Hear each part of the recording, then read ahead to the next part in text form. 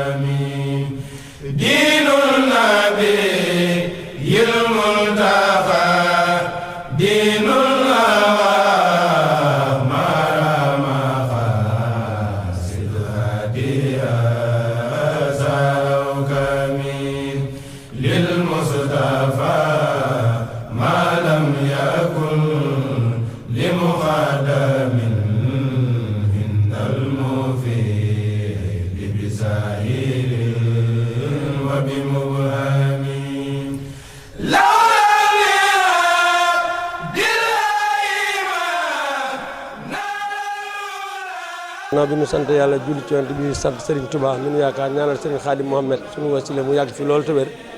ñoo ngi nii ci Njare Touba Ndiaye ku wax Njare Touba Ndiaye nag mën a wax Serigne Ndiaga Fat Diop muy ñu gën koo xam ci Serigne Ndiaga Ndiaye waaw mu doon suñu wayjur doon suñu Serigne doon suñu lépp ci ñun moom nag defe naa ni li may wax rek man ànd naa ak moom lépp ñeent fukki at waaye mu doyloo ma nag lool doyloo ma ci mbiram lu maanaam kenn la woon ci man daal ci ni ma ko mën a waxee kenn la woon ci man waaw tey jii bisam bii wane na ko ndax moom Touba Ndiaye rek moo ko ñoroon njabootam gi ñëw ñoom it wax dëgg yàlla dox ci seen i tànk ba tey jii lii ñu koy def muy gàmbu gi nga xam ne da ko ñoroon rek bëgg ko lool ñoom it ñu fonk ko lool te di ko def yàlla na yàgg te sax di wax ni di ci fàttaliku nag Serigne Bada moom Cheikh Abdou moom Cheikh Abdou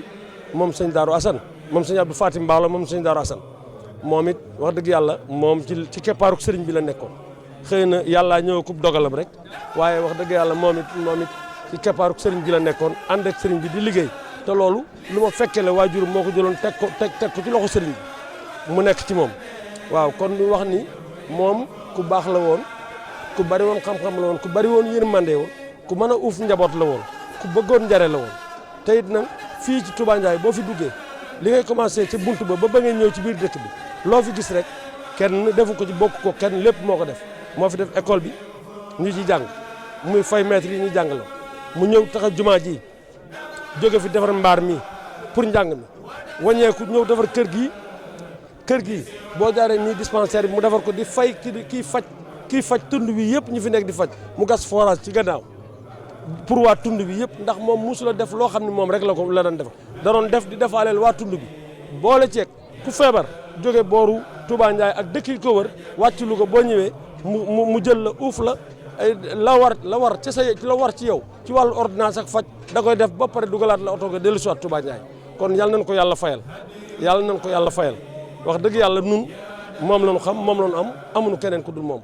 ñoo ngi sant ñëpp nag di gërëm ñëpp jërëjëf. saa su ngeen di wërati xibaar bu wóor gaaw ñu saytu ko ba mu leer jëm si wàllub yoonu murit ak lépp luy actualité yi rawat na lu jëm si njabootu Serigne Darou Assane Ndiaye gaaw leen gaaw ngeen abonné si Darou Ndiaye TV mooy seen chaîne de référence di leen di indil ay xibaar yu gën yi ngeen itteewu Darou Ndiaye TV di leen toppal lépp luy information 24 heures sur 24 gaaw leen gaaw abonné bés cloche bi su ko defee ngeen doon membre di am lépp saa su nekk fii si Darou Ndiaye